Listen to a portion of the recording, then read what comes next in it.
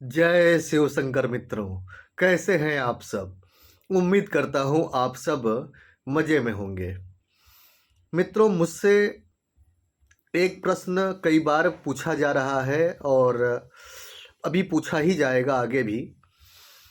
कुछ लोगों के कमेंट बॉक्स में कमेंट आते हैं और उनके आधार पर मैं ये वीडियो लेकर के आया हुआ हूं कि गुरुजी, साढ़े साती का दुष्प्रभाव कब खत्म होगा? ठीक है, साढ़े साती का दुष्प्रभाव कब खत्म होगा? कुछ लोग तो ये कह रहे हैं कि गुरुजी, साढ़े साती खत्म होने तक तो ठीक था, लेकिन साढ़े साती खत्म होने के बाद तो परिस्थिति और ज़्यादा बिगड़ गई। तो मैं इन्हीं सब प्रश्नों का जवाब लेकर के आया हूँ और वो भी लॉजिक के साथ डिग्री बाय डिग्री आपको समझाते हुए जो है कि बताता जाऊँगा। ठीक है, बस वीडियो में आप सभी लोग बने रहिए क्योंकि वीडियो आपके भले के लिए है। वीडियो शुरू करने से पहले का आवश्यक सूचना कि यदि आप मेरे माध्यम से अपनी समस्याओं का समाधान चाहते हैं, अपनी कुंडली दिखवाना चाहते हैं, तो आप मेरे व्हाट्सअप नंबर पर मैसेज करें। मेरा व्हाट्सअप नंबर है 8540096730। ये नंबर मैं डिस्क्रिप्शन बॉक्स में भी दे दूँगा। तो चलिए मित्रों, वीडियो की करते हैं शुरुआत। अब मित्रों, ये तो सबको पता है कि 29 मार्च 2025 को मकर राशि के सिर से साढ़े साती का बोझ उतर गया। अब यहाँ पर देखिए हुआ क्या मित्रों, जैसे ही 29 मार्च को 8 साल की आपकी साढ़े साती खत्म हुई, वैसे ही शनि आए तीसरे घर में, आपके पराक्रम घर में। और तीसरे घर में बैठे कौन थे? राहु बैठे हुए थे। और उस समय तो 1 महीने के लिए सर्वग्रही युति भी बन गई थी, जिसमें सूर्य भी थे ग्रहण दोष बना करके, और पितृदोष बना करके। तो मित्रों, ये पिशाच योग बन गया शनि राहु का। अब तो केवल शुक्र है तीसरे भाव में, वे भी छट जाएंगे, उनके होने से प्रॉब्लम नहीं है। लेकिन अब देखिए, अब साढ़े साती उतरने के बाद आप पिशाच योग में जब फंसे, तो ये ठीक ऐसी कहावत है कि आगे खाई और पीछे कुआं। ठीक है, पीछे कुआं तो आगे खाई, जाए तो जहां जाए कहाँ भाई। तो ये स्थिति आपके साथ हो गई, मतलब निगलता भी ना बने, उगलता भी ना बने। अब साढ़े साती का प्रभाव, दुष्प्रभाव खत्म होने का आपको अनुभव होगा कैसे? जब आप खुद साढ़े साती खत्म होते ही एक बड़े दुष्चक्र में आप फंस गए, जिसे श्रापित दोष कहते हैं, पिशाच दोष कहते हैं। नाम से ही आप इसका प्रभाव का अंदाजा लगा सकते हैं। जैसे कि एक व्यक्ति को बुखार लग जाता है ना, बुखार जब जल्दी छोड़ता नहीं है, तो वो कहता है कि यार भूत की तरह बुखार लग गया है मुझे, एकदम पीछा ही नहीं छोड़ रहा। तो ये श्रापित योग है भैया, इससे बुरा कोई योग नहीं होता कुंडली में। ठीक है, तो ये श्रापित योग क्या प्रॉब्लम देता है? मानसिक अशांति, मन में आपके शांति नहीं रहती। आप मोटे गद्दे पर भी सोए हो, मखमल के बिस्तर पर भी सोए हो, तो आपके अंदर शांति नहीं होगी। कमरे में एसी लगा हो, सारी सुविधा हो, फिर भी आपके मन में शांति नहीं रह पाई। और इसी चिड़चिड़ेपन की स्थिति में अब पिशाच दोष ने आपके आर्थिक जो पावर है उसको भी कैप्चर कर लिया। आपकी फाइनेंशियल कंडीशन भी खराब हो गई और उल्टा फाइनेंशियल नुकसान ज़्यादा से ज़्यादा होता गया और हो रहा है। ठीक है, तो मैं ये समझाना चाहता हूँ कि देखिए, अभी शनि और राहु की युति अब 18 मई को भंग होने वाली है।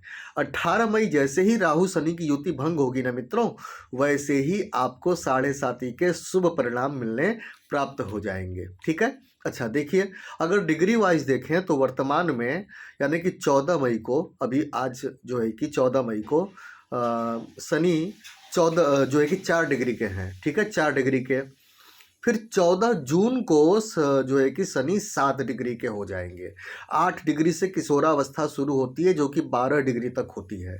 फिर 12 डिग्री से युवावस्था शुरू होती है, जो कि 18 डिग्री तक होती है। लेकिन अब यहाँ पे मैं बस इतना ही कहूँगा, डिग्री पे ज़्यादा ध्यान मत दीजिए।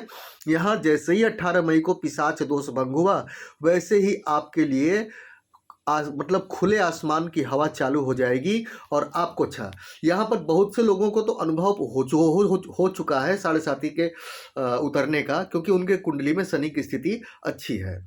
लेकिन जिन भी लोगों की कुंडली में शनि की स्थिति खराब है, राहु भी खराब है, ऐसे लोगों को ज़्यादा समस्या हो रही है। खास तौर पर ऐसे लोग जिनकी वर्तमान में राहु की महादशा चल रही है, या नीच के शनि की महादशा चल रही है, या वक्री शनि की महादशा चल रही है, तो उनको थोड़ा सा दिक्कत प्रॉब्लम हो रही है।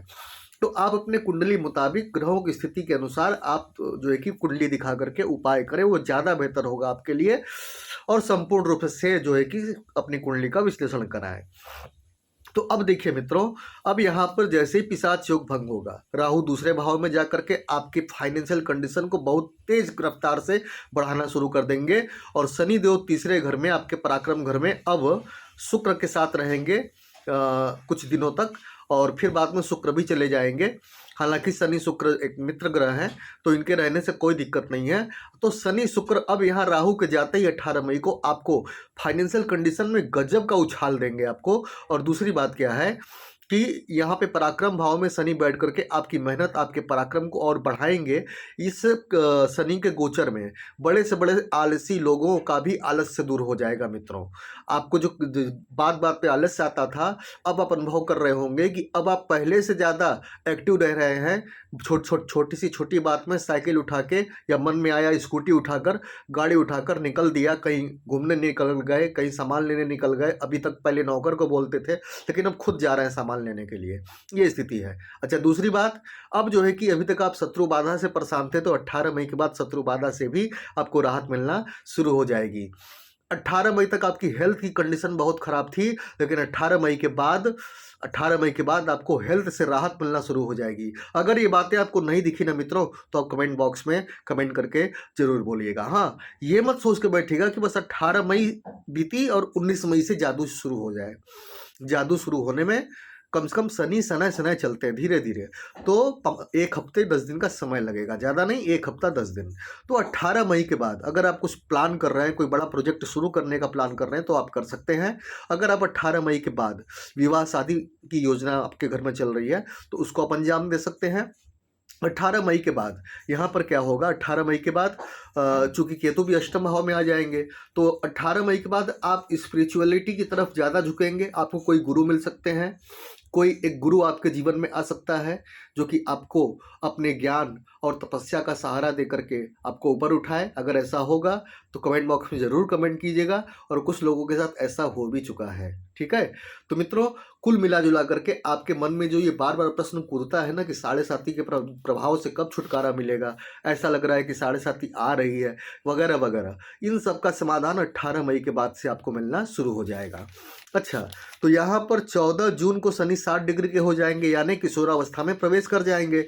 लेकिन फिर 12 जुलाई को शनि वक्री हो जाएंगे। तो जब शनि वक्री होंगे तो 7 डिग्री पर ही वक्री हो जाएंगे, और वक्री होने के बाद फिर धीरे धीरे पीछे आना शुरू होंगे। तो उससे आपको मतलब नहीं है, शनि वक्री हो या कुछ भी हो, लेकिन साढ़े साथी का जो दुष्प्रभाव है वो 18 मई के बाद से ही आपको समाप्त होना शुरू हो जाएगा। और शनि राहु के इस चंगुल से यानी पिशाच योग से आपकी मुक्ति मिलेगी, और साढ़े साथी समाप्त होने का आपको आनंद मिलेगा। दवाएं काम करने लगेंगी, सेहत सुधरने लगेगी, आपकी सोच विचार आपके शार्प होने लगेंगे, आप कूटनीति अच्छे से बनाने लगेंगे, प्लानिंग अच्छे से करने लगेंगे, और लोगों का साथ मिलेगा आपको, चाहे वो पड़ोस के लोग हों, चाहे घर के लोग हों, चाहे ऑफिस के लोग हों, सबका साथ मिलेगा। ठीक है, तो आज के लिए बस इतना ही मित्रों।